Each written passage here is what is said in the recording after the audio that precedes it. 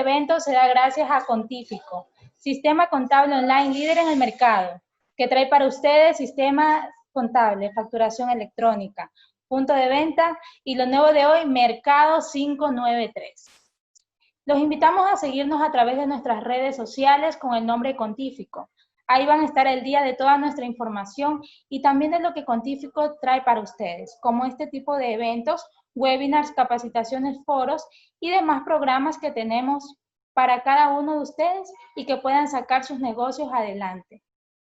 Hoy tenemos a un experto, él es Antonio Pazmiño, es economista capacitado en finanzas, con una gran experiencia de consultor y ejecutivo en finanzas corporativas, planificación financiera estratégica, estructuraciones para emisiones bursátiles, consecución de financiamiento, evaluación de inversiones y valoración de compañías.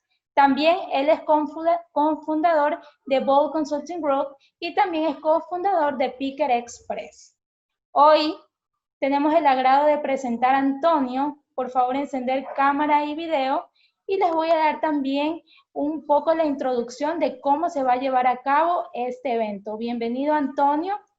Antes de empezar y darte paso, les quiero decir que tú vas a dar toda tu exposición, tu ponencia en este momento y después va a haber un momento de interacción. Lo llamamos preguntas y respuestas, en el cual todas las preguntas que ustedes tienen deben hacerlas a través del módulo preguntas, para que aquí Antonio, quien es el experto, pueda brindarles aquella asesoría que ustedes están buscando. Antonio, sin más que decir, te voy a dar paso.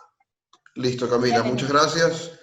Y agradecemos también a Contífico por la oportunidad. Yo voy a proyectar la pantalla. Camila, creo que necesitas dejarme proyectar, ¿no?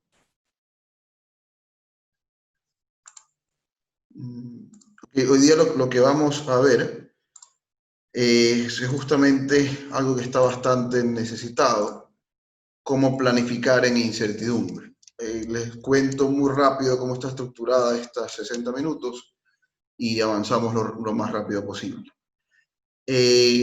Vamos a ver primero 6 pasos conceptuales de cómo afrontar esta crisis y realmente cualquier situación de planificación en incertidumbre.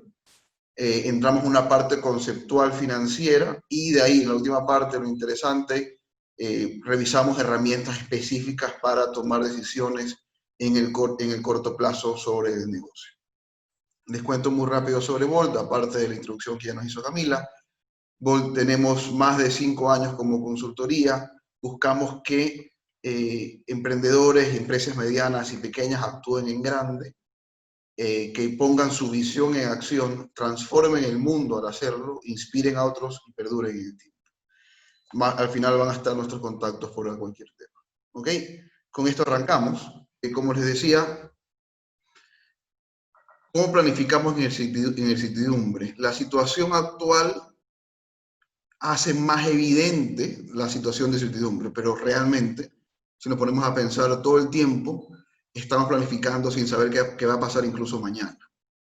Es en ese momento donde plantear supuestos claros, plantear supuestos conservadores es clave. Y esta es la metodología con la que la hemos venido haciendo. ¿Ok? ¿Cómo afrontar la crisis? Esta es la parte conceptual y de negocio inicial. Primero hay que aceptar la realidad. Para eso hay que aclarar tu situación. Para eso es muy importante el tema contable, saber exactamente con qué cuentas y con qué no cuentas. Y planificar en escenarios con supuestos pesimistas. Al principio de la pandemia llegaba el caso incluso tan extremo de planificar 1 o 2 meses sin ventas. Ahorita que ya estamos saliendo de la situación, vale la pena comenzar a planificar algo de nuevas ventas, incluso comenzar a recuperar cartera. Pero que, siendo muy exagerado, plantear una línea base con solo lo que tienes hoy en la cuenta y contar con un 50% de la cartera a cobrar o menos y con un 30% de ventas menos de lo normal o incluso menos. Plantear esa línea base es clave porque después de ese momento de aceptación de la realidad, se puede comenzar a planificar y pensar. El segundo paso es entender la situación actual de liquidez y la estructura del negocio. Tienes que priorizar y actuar. Resolver un problema a la vez, priorizando el que te dé resultados en el más corto plazo posible y que tenga el mayor impacto en ventas o, en este caso, realmente en esta situación de liquidez para todo el mundo, en cobranzas. Resolver un paso a la vez en función de más liquidez, más ventas y más rentabilidad. El punto es, en crisis, no quedarse callado, no quedarse sentado a actuar. Es mejor una decisión que se toma que no tomar ninguna decisión. O estar en la mitad de las dos. La mejor analogía de esa es la situación más peligrosa entre la vereda en la que estás en ese momento, la mitad de la calle donde pasan carros y la siguiente vereda es la mitad de la calle. Tomen una decisión, sea tomar la decisión de cruzar la calle o quedarse donde están. Pero esto en función de mayor cobranzas y mayor utilidad. Al mismo tiempo, y eso es lo difícil de esta situación, tienen que, tanto como aceptar la realidad, hacer recortes, presionar a clientes para que cobren, ¿no? Así se daña, para que paguen, ¿no? Así se dañan relaciones comerciales. Al mismo tiempo tienes que planificar la recuperación. Entonces, la dificultad de este momento es que tienes que pensar en cómo recortar gastos para sobrevivir mañana, pero no recortar tantos que no te permita recuperar en 2 meses. Escuchaba otra vez que realmente, aún así, sea a veces el costo más alto, despedir personas no es necesariamente la primera reacción que debería existir, porque son las personas que operan tu negocio. La idea es que en la parte de planificar, recuperarte, proyectes un periodo de crisis de 1 mes o 2 meses más, pero a partir, por ejemplo, del último trimestre de este año o el primero del siguiente, ya comiences a pensar en cómo vas a recuperar las ventas que perdiste y cómo vas a conseguir nuevos clientes. Con la situación clara, en el punto 1, habiendo priorizado en función de cobrar más rápido y más utilidad y más liquidez, y ya con una planificación algo definida de cómo recuperarte, recién ahí puedes negociar con todos los stakeholders de tu negocio. Eso incluye a tu arrendatario, a tu arrendador, eso incluye a empleados, eso incluye a proveedores, eso incluye a los mismos clientes. Pero es en el momento en que tú ya sabes cuánto es el costo fijo que tienes y el egreso fijo que tienes que cubrir, que puedes exigirle o no a ciertos clientes y cuánto tienes que cobrar. En el momento en que tú ya sabes, ya puedes negociar con tu proveedor y, como estamos todos en el mismo barco, a nadie no le está afectando este problema, poder aplazar los plazos del pago. Pero solo con la situación clara y con una planificación anterior puedes sentarte a negociar con tus proveedores. Y hay que conseguir el apoyo de ellos, de empleados, arrendadores y proveedores y clientes, pero al mismo tiempo hay que hacer compromisos, porque todos estamos en el mismo barco, hay que poner el hombro para salir todos de esto. ¿Okay? Una vez que está eso claro, que está la planificación y se puede negociar, hay que ajustar diariamente la proyección. Antes, el control lo hacíamos a veces de manera exagerada, de manera anual, semestral e incluso mensual, dado que hay tanta incertidumbre, de un día para otro las condiciones pueden cambiar en referencia al momento en que tú habías hecho los primeros supuestos del punto 3. Si en el momento en que planificaste recuperarte de tal forma, había ciertas condiciones específicas, pueden cambiar cada semana o cada día, dada este nivel de incertidumbre. Por ejemplo, puedes haber negociado con un proveedor cierto plazo, pero al día siguiente o a la semana siguiente él te comienza a exigir el pago porque tampoco le pagaron. Entonces, ese tipo de cosas pueden cambiar y los supuestos tienen que controlarse ya no de manera mensual, sino de manera diaria o al menos de manera semanal. La situación cambia muy rápido. Entonces, una vez que aceptaste la realidad, priorizaste y tomaste decisiones y actuaste de manera firme, planificaste cómo salir y pudiste negociar con tus stakeholders y estás controlando diariamente la situación, monitoreándola todos los días, tienes que trabajar el doble para ganarte el escenario optimista. Vas a ver lo que estamos recomendando, lo que acabo de recomendar en el punto 1 es proyectar un escenario pesimista o muy conservador. Una vez con eso claro, hay que trabajar el doble para ganarse ese escenario optimista, no hay que bajar los brazos. Entonces, esa es la situación en la que estamos todos, es la que de alguna u otra forma ya algunos de estos pasos los tienen que haber hecho, o tienen que seguir haciéndolos o replanteárselos otra vez, porque ya ha cambiado la situación de los últimos 60 días acá.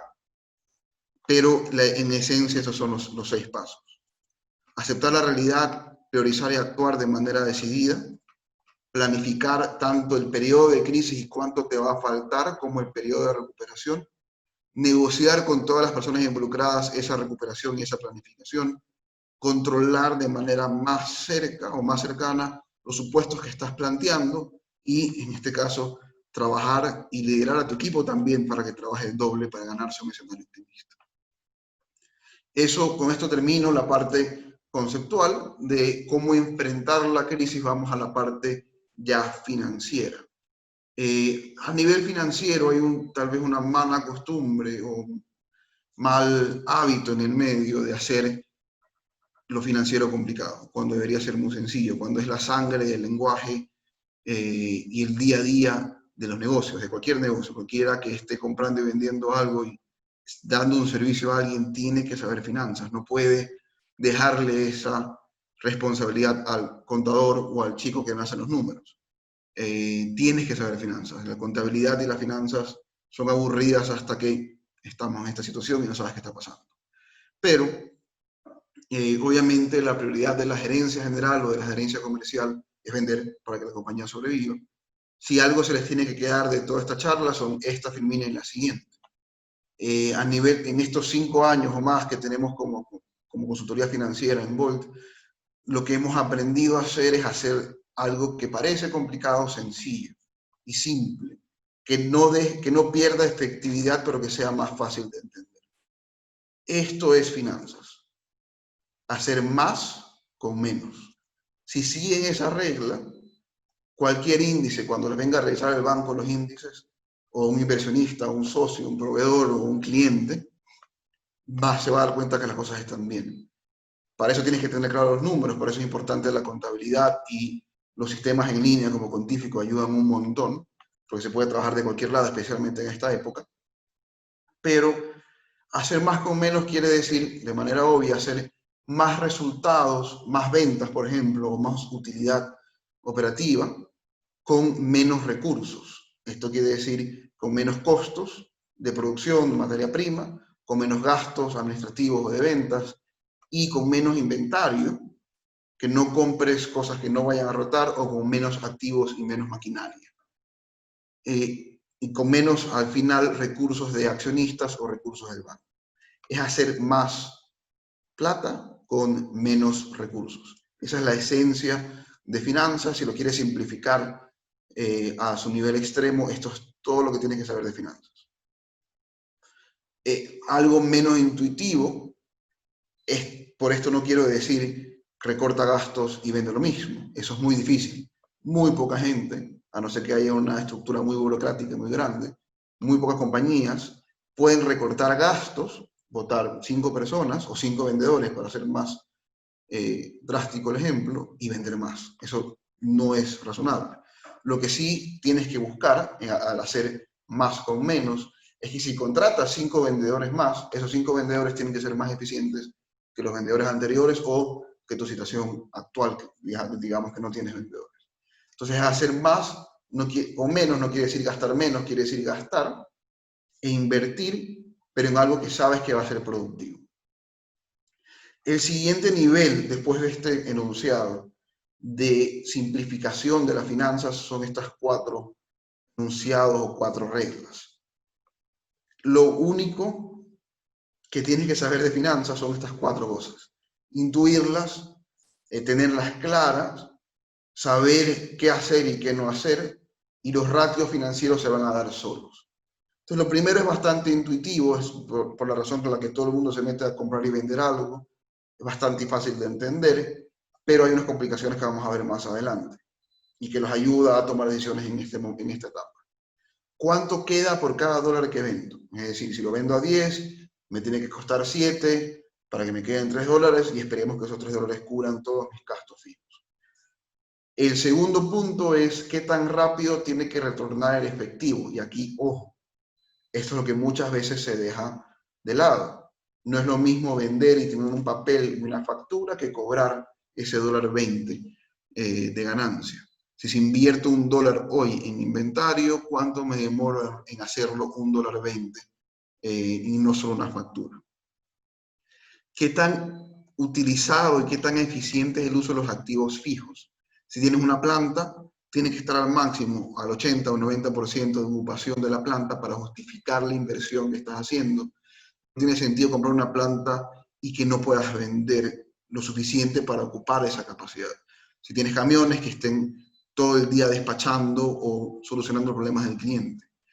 El punto de la eficiencia del uso de activos es entender que al momento de invertir en mayor capacidad, al mismo tiempo le estás exigiendo al área comercial que tiene que vender más. Si no va eso de la mano, obviamente no hace sentido el uso de activos. Y por último, los 3 primeros puntos tienen que ver con lo buen o mal estructurado que está el modelo de negocio para hacer plata.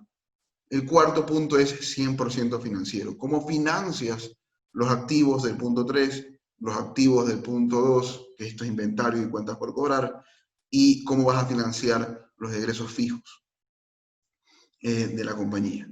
Los puedes financiar por deuda de bancos o por patrimonio de los accionistas. Ya vamos a hablar de eso un poco más en detalle. Entonces, del punto 1, vamos a complicarlo un poco más. El nombre técnico es desempeño operativo. ¿Cuál es la utilidad operativa o EBIT? En Estados Unidos le dicen Earnings Before Interest and Taxes. Ese es el número clave, donde lo que hay que entender es entender a profundidad el mix de ventas que tiene la compañía y cuál es el margen de contribución de cada uno de los productos que vende la compañía y cómo aporta eso a cubrir los egresos fijos. Porque si tú compras y vendes algo, digamos, lo vendes a 10 y lo compras a 7, te quedan $3.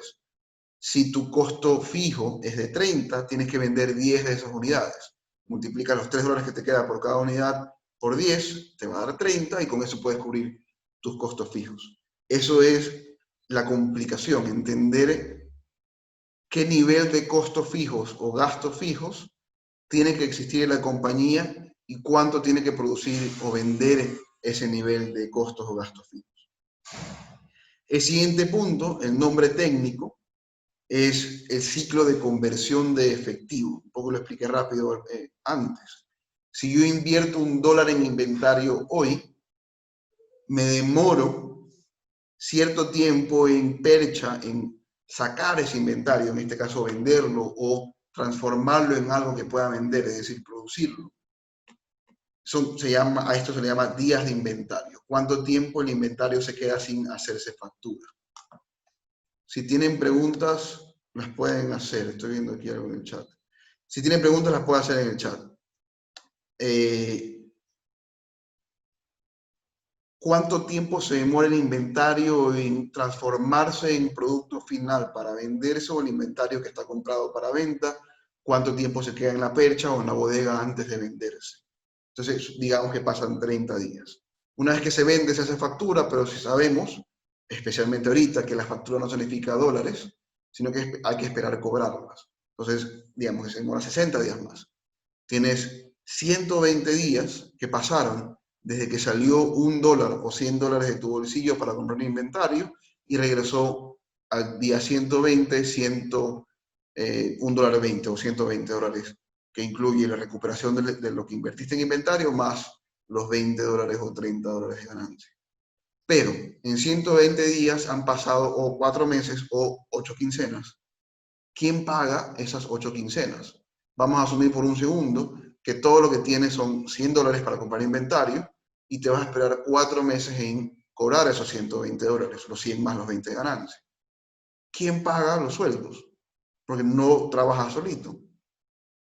Si usaste todo ese dinero, tiene que venir de tu bolsillo para pagar sueldos 8 quincenas o del banco.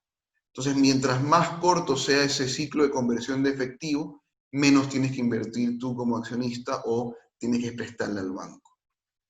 Si quieren llevar la lección de aquí es cobrar lo más rápido posible, especialmente ahorita, o de manera anticipada, sin dar crédito, es lo ideal. Hacer eficiente el uso y manejo de inventario. En compañías comerciales eso significa no comprar hueso, comprar cosas que sepas que se van a vender. Idealmente hay casos donde hay compañías que compran algo que ya está vendido, financieramente hace sentido, pero hay otras estrategias que dictan en contra de eso. Y por último, a ese ejemplo de 120 días que le mencioné, hay una resta de días. ¿Cuántos días tu proveedor de ese inventario te da a ti para pagarle a él ese inventario? Entonces ya el dólar para comprar, para que el inventario dentro de tu bodega no sale en el día 0, sino que sale en el día 30. Entonces hay que obtener el mayor financiamiento posible de tus proveedores sin dañar la relación con estos. Estas son las 3 claves del punto 2. En el punto 3 es más evidente, pero esto es medir cuál es la capacidad ocupada de tus activos, sea un espacio de bodega que tienes comprado, que todos los metros cuadrados de la bodega estén ocupados, es una buena señal, en parte. Tenemos que evaluarla, ya les voy a decir cómo. Que la máquina que está produciendo esté produciendo al máximo sin dañarse o sin exigir mantenimientos adicionales, que el camión que está despachando haga lo mismo sin exigir mantenimientos adicionales al promedio, ni costos por algún tipo de daño o choque. Pero en el caso, por ejemplo, para compañías comerciales que tienen una bodega, lo ideal es que la bodega esté usada al máximo, pero no llena de inventario hueso, porque regresamos al punto 2. Tiene que estar usada al máximo, pero todo el tiempo el inventario tiene que estar rotando. Ahí estás usando bien los dos activos, tanto el inventario que rota rápido, como la bodega que usas para almacenar. Por último, hay que entender cuál es la posición que deberías tener o deben tener frente a la deuda. Obviamente, en los casos de crisis es crítico. En este caso, en Ecuador, la banca jugó un buen papel y se pudo negociar con muchos de los bancos. Pero en general, en situaciones normales, hay 2 casos extremos. Hay dueños de negocio que le huyen a la deuda y dicen, no me quiero endeudar nunca, por nada, o así me den plata en buenos términos. Y hay el otro extremo que dice, es mejor trabajar con la plata de otro, no va a meter mi plata, y raya en exageraciones también en el uso de la plata de otras personas. Ninguno de los extremos es bueno, pero sí hay una deuda sana. ¿Cuál es la deuda sana? Es endeudarse para vender más en el futuro. No endeudarse para cubrir huecos, ineficiencias o pérdidas del pasado. Esa sería, en situaciones ideales, la forma correcta de endeudarse. En esta situación en particular en la que estamos viviendo hoy, muchas de las deudas que se están creando va a ser para cubrir las pérdidas que tenemos todos estos meses, que por la situación es entendible, pero en una situación normal, lo ideal es no financiar pérdidas, sino en esas pérdidas encontrar el problema y resolverlo, sino financiar más ventas en el futuro. Porque al final la deuda no es otra cosa que adelantar tus ventas. Si vas a endeudarte para vender menos, no tiene sentido, el banco no te va a gastar plata, ni nadie te va a invertir tampoco. Lo importante también es entender que endeudarse apalanca o multiplica tu patrimonio, tus fondos. Si tienes $50,000 para invertir y el banco no te presta un centavo, solo puedes poner un negocio de $50,000. Si tú tienes $50,000 y el banco te presta 50,000 más, puedes invertir en 2 negocios de $50,000, porque tú pones 25,000, el banco te pone los otros 25, y en el otro negocio pones 25,000, el banco te pone los 25. Entonces estás apalancando y solo por esa situación estás haciendo más rentable tus $50,000, porque tienes 2 negocios diferentes y riesgos diferentes. Hasta ahí en la parte conceptual. de la parte financiera. Déjenme saber si tienen dudas, igual las vamos contestando al final. Ahorita vamos a entrar a el modelo financiero, que es editable y les da una idea de cómo entender su negocio. Vamos a hacer un ejemplo rápido. Esta es la parte conceptual. Antes de entrar al Excel voy a cambiar de pantalla. Me avisan por favor si se ve bien cuando la cambie. Pero en esencia esto es el cálculo de punto de equilibrio, pero más complejo, para que nos sirva para tomar decisiones. Los estados financieros son útiles. El PIG ordenado es indispensable para tomar decisiones, pero a veces no es suficiente. Hay que desagregarlo y sacar más de esa información, pero la contabilidad debe ser sagrada. Eso no se tiene que tocar. No hay por qué ponerse creativos con la contabilidad. Hay que ponerse creativos con cómo vender más, pero no con la contabilidad nunca. Y de la contabilidad sacar este tipo de información. Entender cuál es el precio unitario, cuáles son los costos unitarios o variables. Por ende, cuál es el margen de contribución que nos queda. Digamos que vendemos un producto a $10 y sabemos que cada vez que vendemos ese producto nos cuesta 5 o lo compramos anteriormente a 5. Entonces, si yo vendo un producto a $10 y me cuesta 5, me van a quedar 5. Si vendo 2 de estos productos de 10, me van a quedar $10. Si vendo 3, me quedan $30.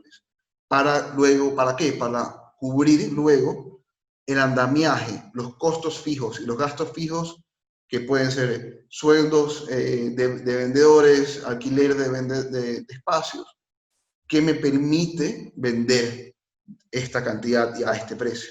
No se vende solito. Una vez entendiendo los costos fijos, se le exige a las ventas y más específicamente al margen de contribución, cuál es la utilidad que tú quieres ganar. Entonces, es una regla de 3 sencilla, la vamos a ver, la explico rápido ahorita porque la vamos a ver en detalle en un segundo, pero si vendes un solo producto a $10 que te cuesta 5, te quedan $5.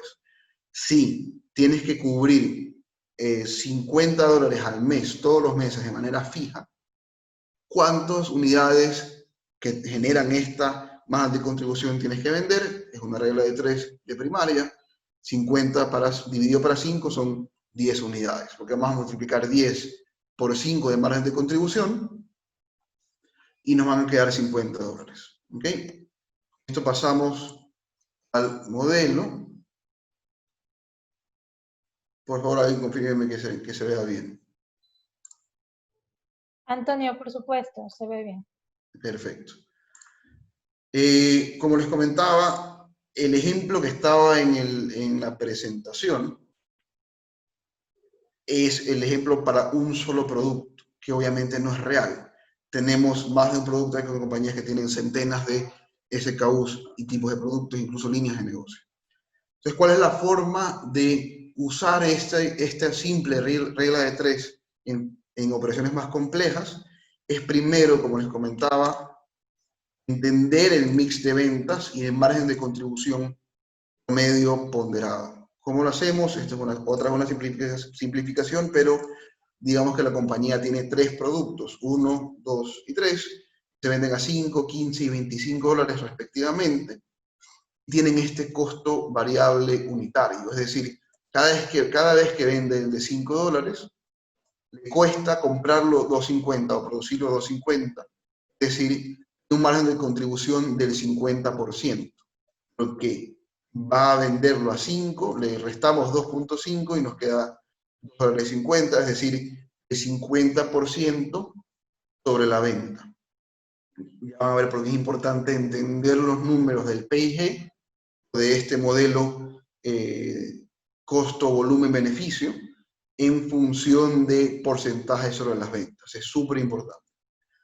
Y el complemento va a ser el costo variable. Sí, estos dos suman $100, 100%, perdón, que es margen de contribución y el costo variable.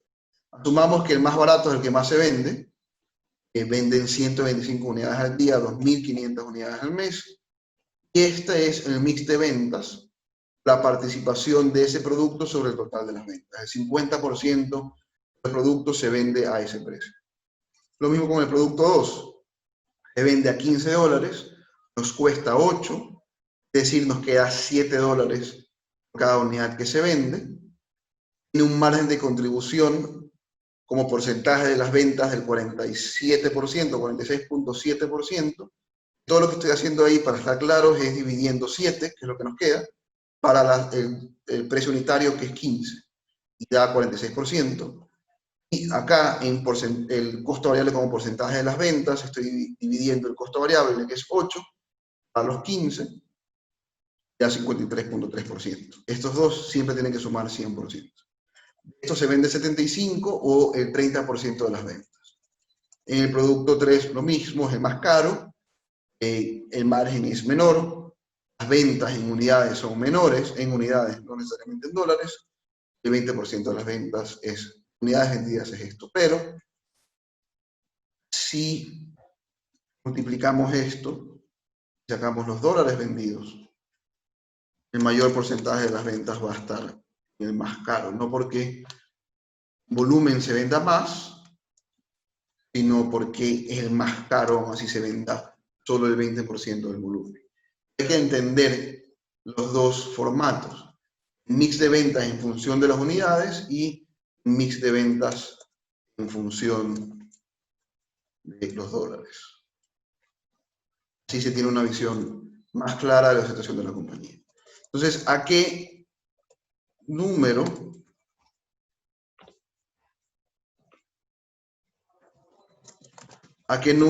queremos llegar para poder usar la regla de 3 sencilla que vimos antes?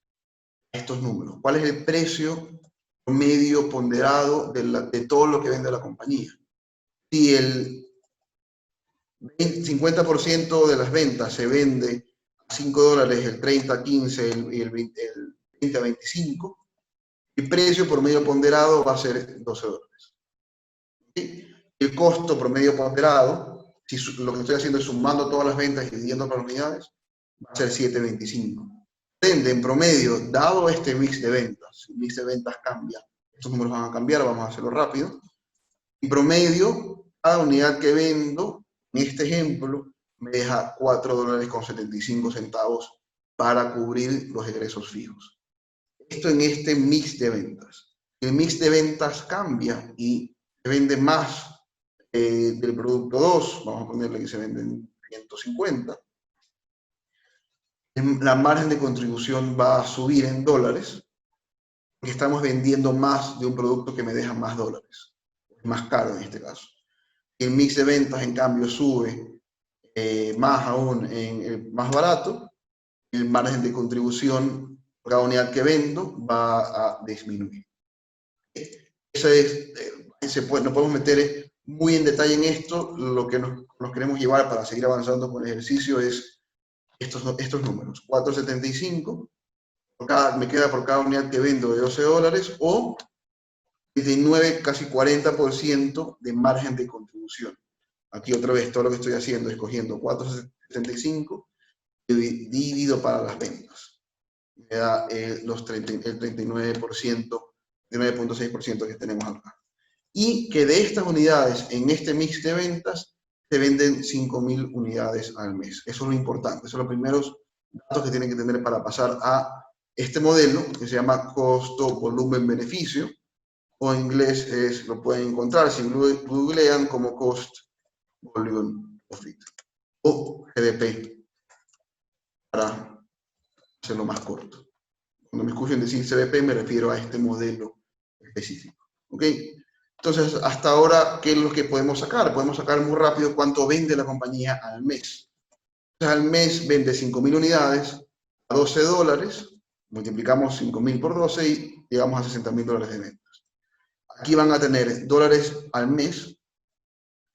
Estos dólares como porcentaje de venta, que es ventas sobre venta, o 60.000 sobre $60.000, y dólares por unidad vendida. Como les decía, es importante tener esos tres datos para tener una visión muy clara de lo que está pasando con la compañía. ¿Okay? Entonces, esto todo lo que dice es que vendemos $60.000, las ventas de 60.000 sobre las ventas son el 100%, y que cada venta la hacemos a $12. ¿Okay? primero que tenemos que bajar, y esto es un reajuste o una reclasificación del PIG, el PIG no se muestra así, tienen que reclasificarlo, hacer un ejercicio de análisis para llegar a esto, son los egresos variables. ¿Cuáles son los egresos variables? El costo de la mercadería vendida, que como veíamos acá, es 60.4% de cada dólar que vendes, o $7.25 de cada unidad promedio de 12 que vendemos, y es lo que ven acá. Entonces tienen acá $60.000 vendidos multiplicados por 60.4%, me va a arrojar el costo variable de esa venta. ¿Okay? Detrás de esto, obviamente, hay muchos anexos y mucha complicación. Esto es un modelo muy simplificado. Entonces, ¿qué pasa? Eso quiero mostrarles. ¿Qué pasa si las unidades aumentan un 10%? Las ventas aumentan en un 10%. Eso está un poco más pequeño. Pasamos a $66.000 de ventas. Los costos variables en dólares van a subir. Los costos están subiendo de 30.000 que teníamos antes, 36.000 que teníamos antes, a 39.800. ¿Por qué pasa eso? Porque cada unidad adicional que vendes tiene un costo variable. Entonces se van a mover los dólares, se van a aumentar los dólares en función de que aumenten las ventas. Eso es un costo variable. Pero si se dan cuenta, se mantiene el margen de contribución. Va a seguir siendo 60% del total de las ventas. ¿Ok? Entonces, si las unidades vendidas aumentan y se mantiene el precio de venta y se mantiene el costo, todo lo que va a subir son los dólares totales, pero el costo unitario no va a subir, se mantiene 7.25. Otra forma de subir ventas es obviamente subir el precio, que es normalmente más difícil. Entonces, ¿qué pasa si subes el precio 10%? Pasas de 12 a 13,20, las ventas suben otra vez a 66.000, sigue siendo 10% de aumento en dólares totales, pero ¿por qué aumentaron las ventas? Están aumentando en función de los dólares vendidos no de las unidades, sino del precio unitario. En este sentido, si es que el costo de ventas sube con el precio, esto se va a mantener igual. Pero si solo estás subiendo las ventas y quieres mantener 7.25 de costo, tenemos que bajar esto, los costos de ventas van a bajar, van a subir, van a hacerse más eficientes. Voy a tener 5.5. Entonces, ¿qué pasa si logras mantener el costo unitario y logras subir las ventas, que es un escenario ideal muy difícil? El margen de contribución, el costo variable va a disminuir en función de las ventas, de 60 que teníamos a 54, si es que logras mantener el precio. Vamos a seguir haciendo más ejemplos para que se vea el efecto y ya vamos a ver cómo esto los puede ayudar hoy día a tomar decisiones. Entonces, después de que restas los costos variables, regresamos al escenario principal. Acá en este cuadro que estoy viendo, lo que van a ver para explicarles esto es cómo impulsas o aumentas el desempeño de la compañía a nivel operativo. Y acá en comentarios van a ver la variación con respecto al escenario original. Este es el escenario original que estoy mostrando ahorita. Esta es la variación con respecto a ese escenario. Entonces, haciendo un recuento rápido, es una compañía que vende $60.000 al mes o $720.000 al año. Le queda casi 40% de utilidad variable o margen de contribución por cada dólar que vende. Si vende 60.000, le van a quedar $23.000 de 150. $23.750. Ok. ¿Cómo usamos la regla de 3? Es sencillo. Esto lo tenemos que compararlo después con los egresos fijos, que es la tercera cifra más importante de todo su análisis. Las primeras dos cifras, para hacer un recuento, eran la cantidad que vendes al mes, o los dólares que vendes al mes, comparado con cuántos dólares te quedan por cada unidad que vendes, que son estos dos unidades. Esas son las dos primeras críticas que tienes que considerar. Y el tercer, la variable crítica que tienes que considerar es cuáles son los egresos fijos que tienes que cubrir al momento de vender. ¿Cuál es la diferencia, para ahondar en ese tema, entre egresos fijos o costos fijos y costos variables? Los costos variables son los que están aquí arriba, los costos fijos son los que están aquí abajo. La definición más práctica es que el costo variable aumenta o disminuye, como está acá, en función del nivel de ventas. Si aumenta el nivel de ventas, el costo variable debería aumentar en función de las ventas. En cambio, el costo fijo, no, el costo fijo se mantiene. Si vendas $1, vendas 10.000. El caso más típico son los sueldos fijos. Los sueldos tienes que pagarlos, vendas 1 o 10.000. Entonces, la separación muy clara de esos dos tipos de costos, que otra vez, esto no está en el PIG, porque no es trabajo del contador, es trabajo del gerente general o gerente financiero hacer este análisis. No está en el PIG, tienes que minar la información de contabilidad y minar la información de los departamentos de producción, de compras, de costos y de ventas para llegar a este tipo de análisis. Estos son los tres números claves. La otra forma de verlo es, en vez de cantidades y dólares por unidad vendida, ventas y porcentaje sobre ventas, junto con los costos de egresos fijos. Que se ven estos tres, que voy a pintar ahorita,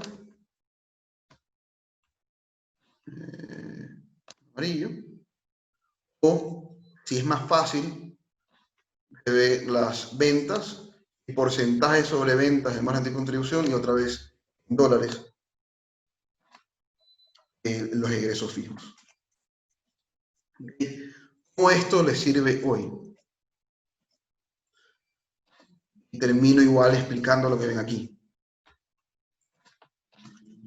Esta compañía vende 60.000, le quedan $23.000, tiene un egreso fijo de 5.000 en costo, digamos que vende trajes para hombres, tiene costureras que cobran en total $5.000 y tiene un gerente de marketing, gerente financiero y gerente general que cobran, equipo de ventas que cobran en total $10.000 al mes.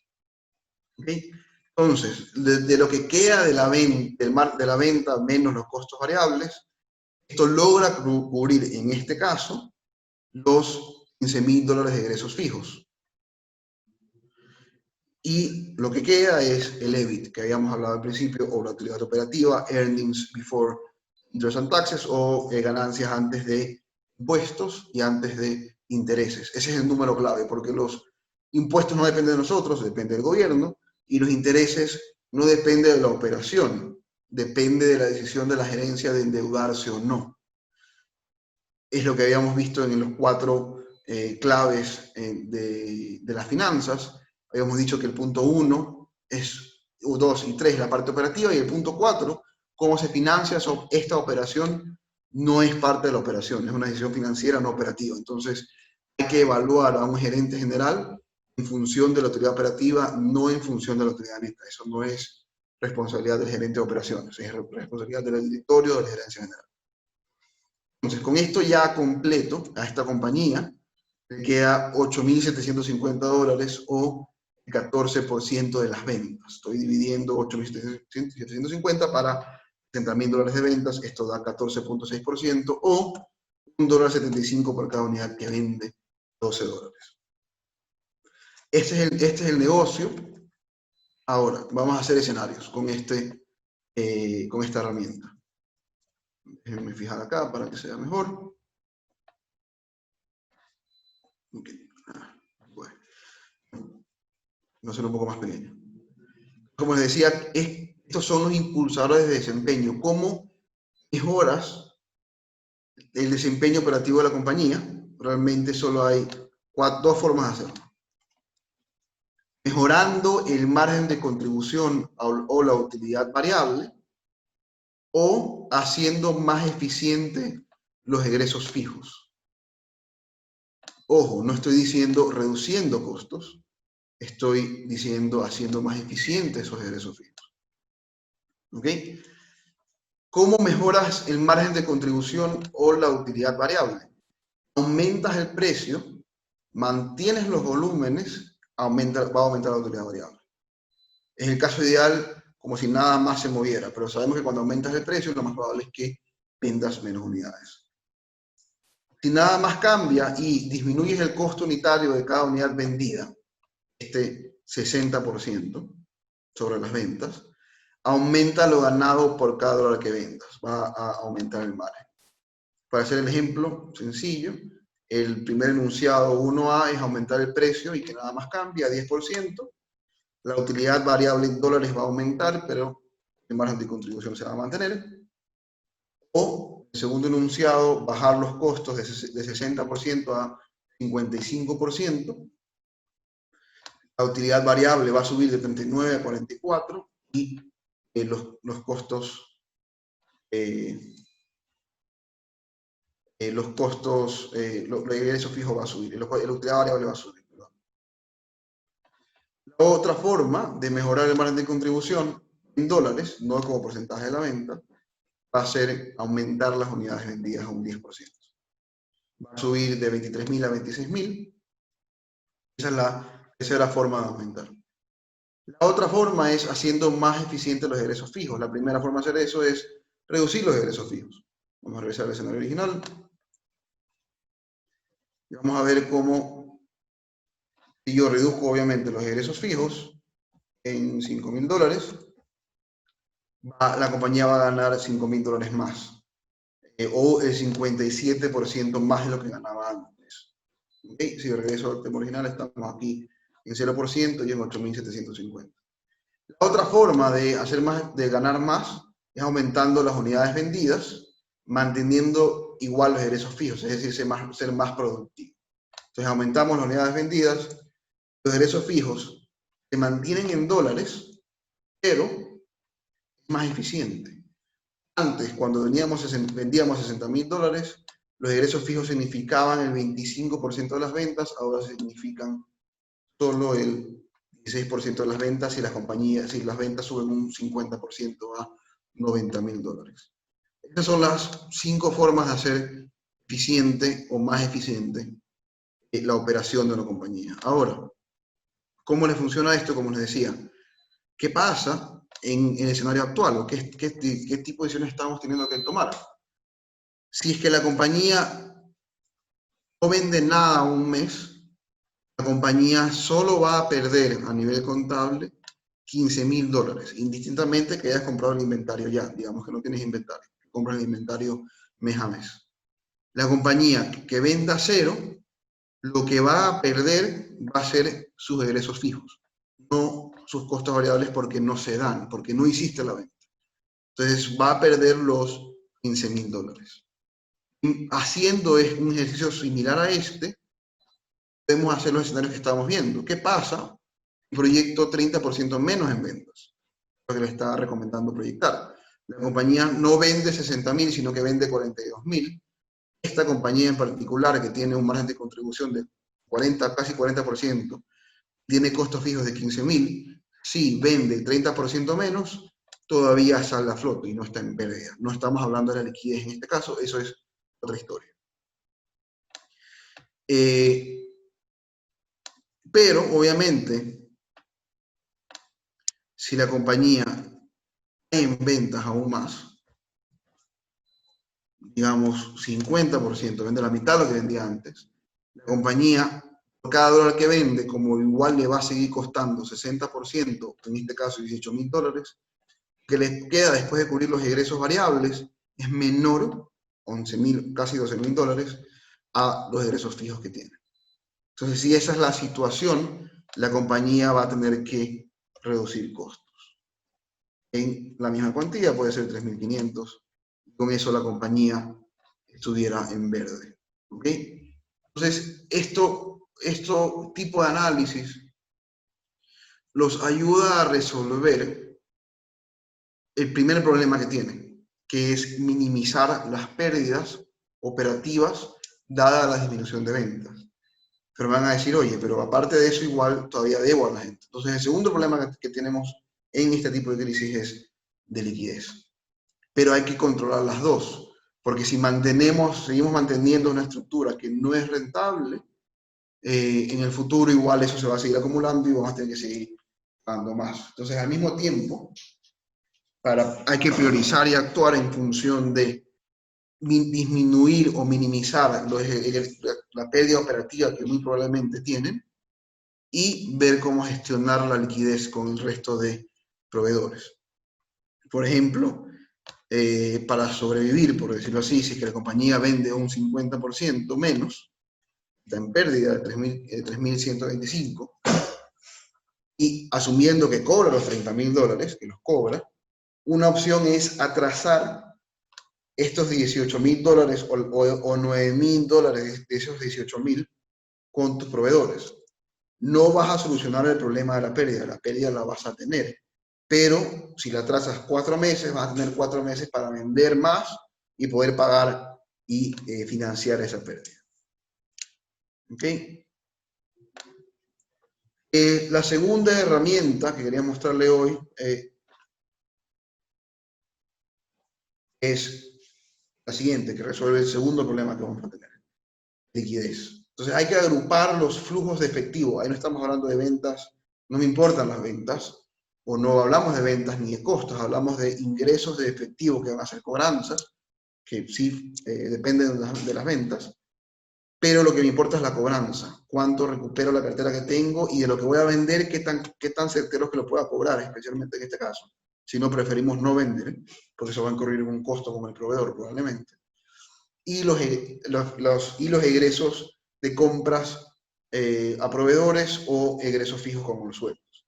Estos son los egresos operativos. Una vez que está claro los egresos operativos, vemos si necesitamos invertir más para llegar al nivel de venta que necesitamos. Una inversión, una compra, adquisición de un activo es un ingreso. Y una venta de un activo que tienes hoy es un ingreso de efectivo. No estamos hablando de ventas, no estamos hablando de costos, estamos hablando de ingresos y egresos efectivos. Es importante entender la diferencia. Y hay que entender cuáles son los flujos eventuales o tributarios: impuesto de renta, utilidades, renovaciones de seguros, décimos, IES e IVA. Y una vez que tienes claro cuánto efectivo, no utilidad, sino efectivo genera la operación, cuánto necesitas invertir o cómo puedes desinvertir y financiarte esa venta de ese activo y cuánto le debes a las entidades regulatorias, podemos saber cuánta plata necesitamos.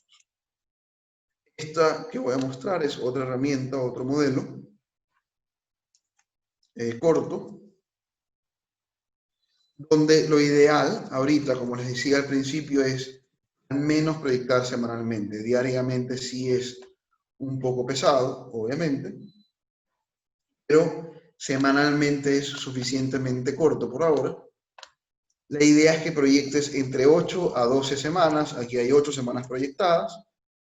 Si le ponemos semana 29, creo que estamos la semana del 13 de julio hasta la semana del 31 de agosto.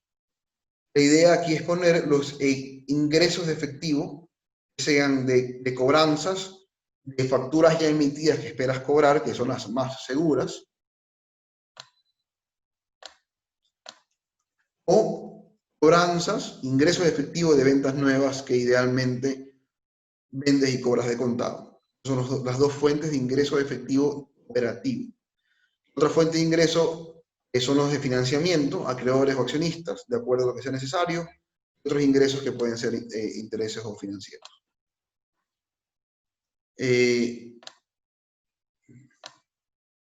Ok, perdón. Ahí juntamos, obviamente, todos los egresos otra vez de efectivo, donde vamos a agrupar los egresos operativos, cuentas por pagar, que ya tenemos una factura, que son las que con más alta probabilidad nos van a exigir o alguien nos puede exigir, y los egresos operativos fijos, principalmente sueldos, por ejemplo. Te pagan cada quincena y al proveedor le pagas cada 30 días. De ahí vamos a los ingresos por inversiones. Si compras un activo, haces pagos anticipados a proveedores o activos, y ahí el repago a los bancos. ¿Okay? Ahí también tenemos todos los egresos regulatorios, IES, IVA, décimos, impuesto de renta, utilidades. Una vez que está ordenada de esta forma la información, lo que tenemos que buscar es y entender que en estas 8 semanas, este que dice total es la suma de las 8 semanas, esperamos cobrar $120.000 que van a financiar o van a cubrir $96.000 de pagos a proveedores y de egresos por sueldos y casi $12.000 de egresos regulatorios. Es lo que tenemos acá. Y vamos a hacer las 2 semanas. Esta semana 29 tenemos 0 en saldo de caja. Vamos a poner un ejemplo que tenemos 1.000 en saldo de caja. En la semana del 13 de julio no esperamos cobrar nada, no esperamos pagar nada, $0 de ingresos efectivos menos $0 de ingresos efectivos. En ese periodo, en esa semana, no gastamos nada, no salió plata ni entró plata, y o el saldo de caja de la semana anterior. Entonces, el saldo de caja de la semana del 13 de julio va a ser el saldo de caja de la semana anterior más el saldo, más el flujo operativo de esa semana. La semana del 20 de julio, tengo ya los 1.000 de la semana anterior, y a eso le voy a sumar el flujo de caja de esa semana, que son $16.000. ¿Por qué son $16.000? Espero cobrar 60.000, espero con esos 60.000 pagar $43.000. Entonces a los $1.000 anteriores le voy a sumar los $16.000. Así, en este ejemplo, al final de las 8 semanas, la compañía sobrevive y queda con 12.000. Supongamos un caso extremo, digamos que la compañía tiene que hacer un pago extraordinario de $15.000. La compañía, las primeras 3 semanas, va a estar bien, porque tiene suficiente saldo de efectivo para cubrir esa necesidad.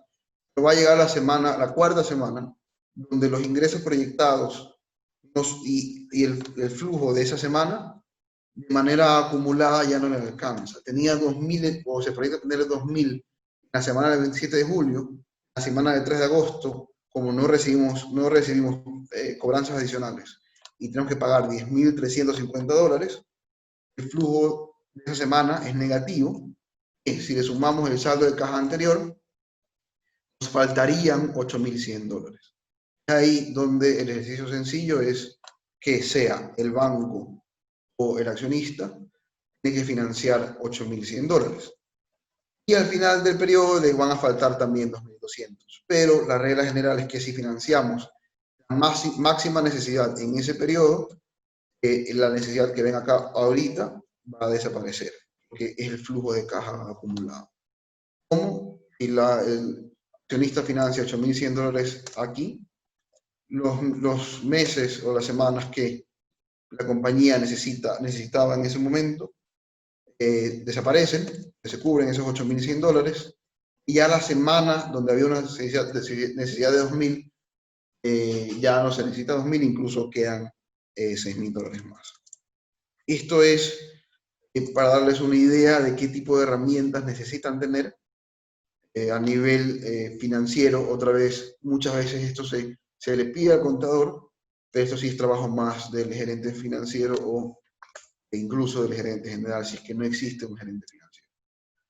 Entonces, para no hacer más larga la presentación, sí es bueno en este momento entrar a preguntas, que asumo que tienen muchas. De todas formas, para cerrar, lo que hemos venido diciendo, ¿cómo me sirven las finanzas en una crisis?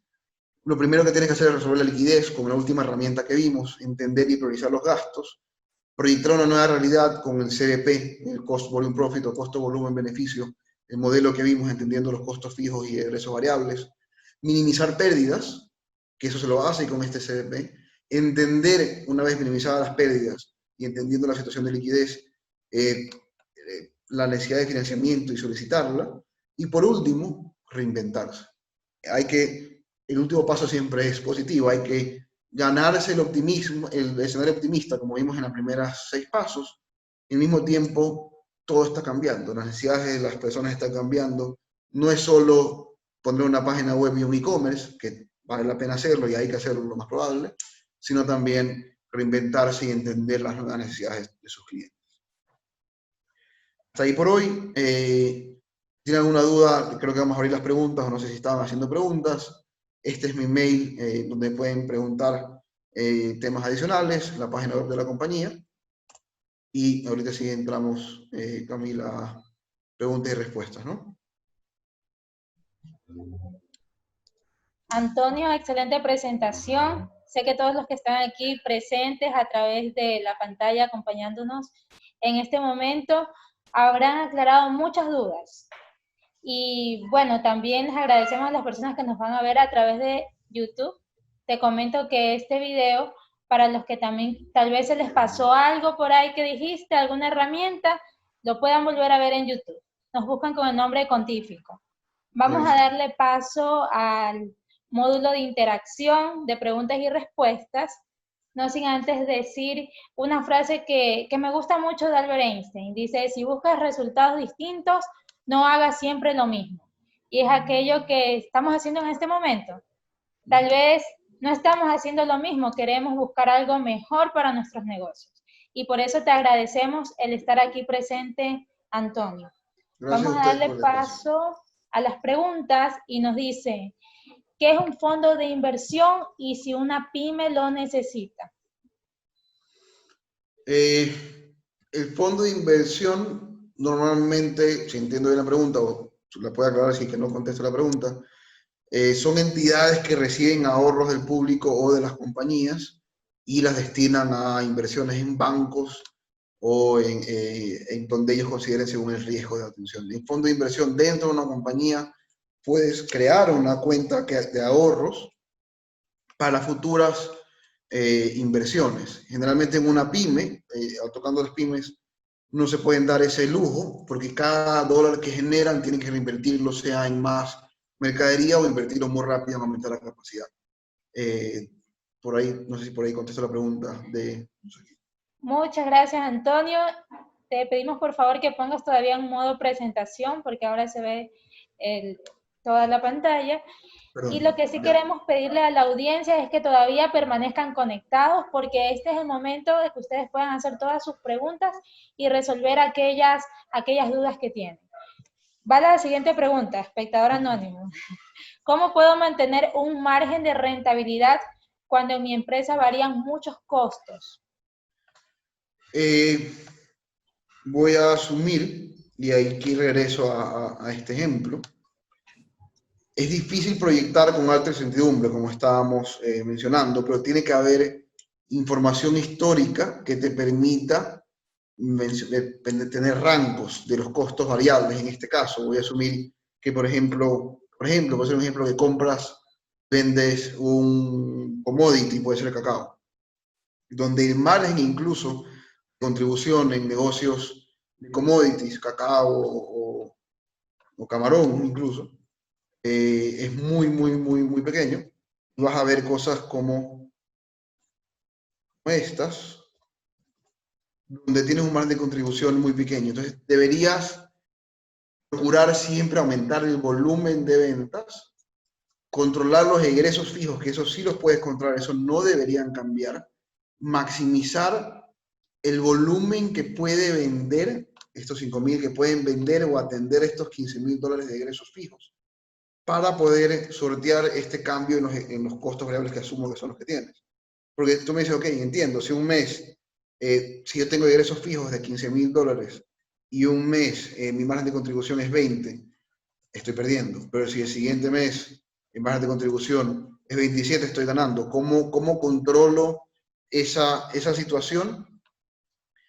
En general, la estructura debería ser que los costos fijos tienen que ser lo menos posible y negociar de manera estable los costos variables. De alguna forma, si trae más contexto del negocio, pero de alguna forma fijar ese costo variable pagando por anticipado, por ejemplo, para que puedas reducir la variabilidad de ese costo fijo, de ese costo variable. No sé si no contesté la pregunta, por favor, encantado, la puedo ampliar con un poco más de información.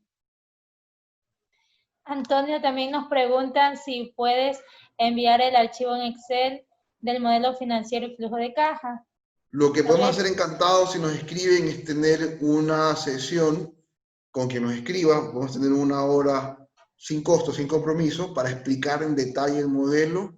No nos gusta enviarlo porque es relativamente complejo, se pueden llegar a decisiones incorrectas y ahí está el logo de Volt. Entonces necesitamos cubrir esa parte. Pero Protegiendo. encantado, a quien me escriba el mail que lo puedo volver a poner. Sí, por favor. Es antonio@volt.com.es. Podemos agendar una cita de 1 o 2 horas para tratar de aplicar muy rápido sus números a este modelo.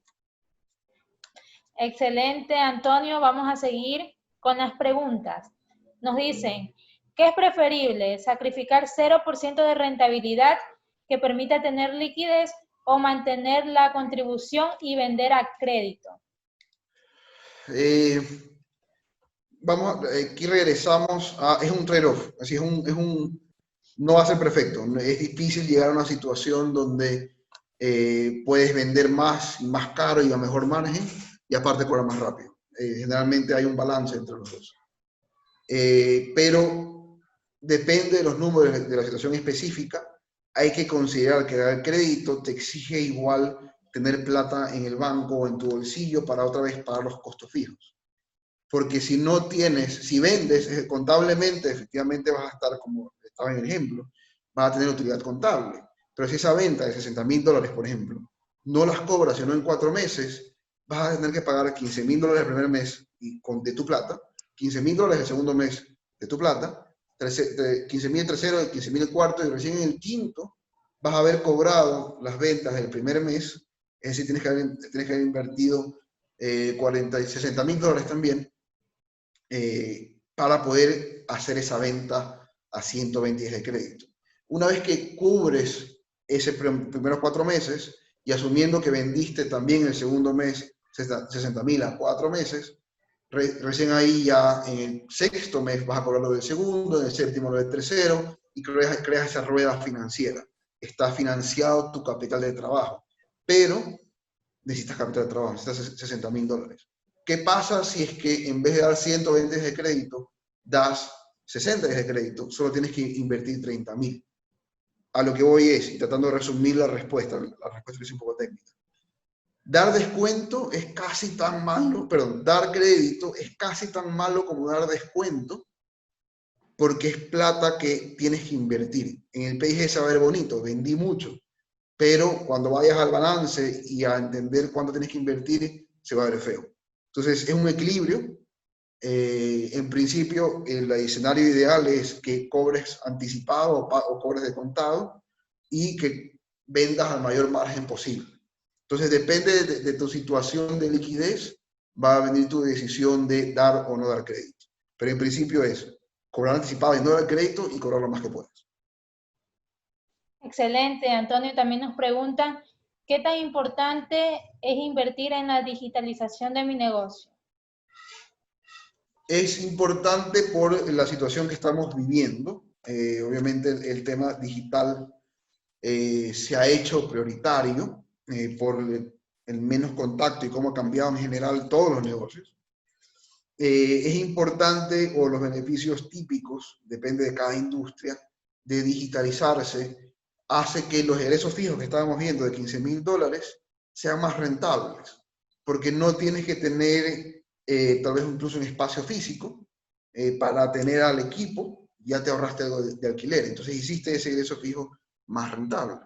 Digitalizar te ayuda principalmente a eso, realmente, a ser más eficiente, si lo queremos aterrizar a este modelo, a ser más eficiente de alguna u otra forma los egresos fijos.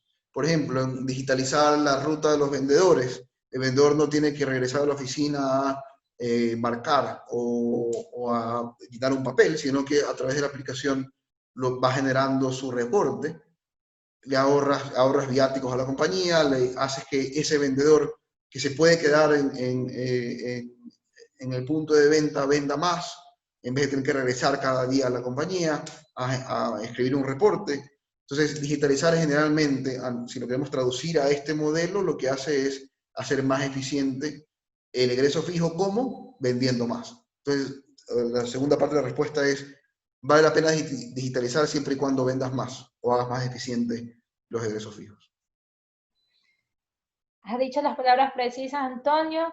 También nos dicen acá, no me pude conectar desde el inicio y quisiera revisar toda la presentación. Y para esas personas que nos comentan este tipo de cosas, les decimos que nos pueden seguir a través de nuestras redes sociales, tanto a Bolt, que es de parte de Antonio, y también a Contífico. Es tan fácil. Ahora con la digitalización, también nos ha dejado aquí su correo electrónico. Antonio, muchas gracias, para que podamos contactarnos con él en el momento que pues nos surjan algunas preguntas. Y como Perfecto. les comenté, también pueden revisar nuevamente el video en YouTube, nos buscan con el nombre Contífico. Vamos a la siguiente pregunta y nos dicen, ¿qué sugerencias o recomendaciones podría dar para cuidar los análisis de riesgo y calificar para financiamientos con los bancos en esta época de crisis? Los bancos están siendo algo conscientes de la situación. Obviamente todos los índices van a caer, porque todos los índices dependen de hacer más con menos, dependen de vender más con menos activos o gastos, y nadie está en esa situación. Todo el mundo tiene probablemente los mismos gastos o muy parecidos, y los activos no los ha vendido, sino que los tiene ahí, sea el stock que lo tiene en bodega o la planta que no la va a vender por 2 meses. Entonces todos los índices del banco van a caer. Depende de tu relación con el banco, es bueno que converses con el banco, que veas, que justifiques tu tendencia histórica de cómo te has comportado antes de la pandemia, y que, como habíamos hablado, así al momento de negociar, pidas apoyo al banco, pero al mismo tiempo tú des algún tipo de compromiso extra para poder avanzar, porque es mejor no tener el negocio ideal con el banco, pero al menos que te den el efectivo para poder sobrevivir, que se dé el negocio antes de que no se dé.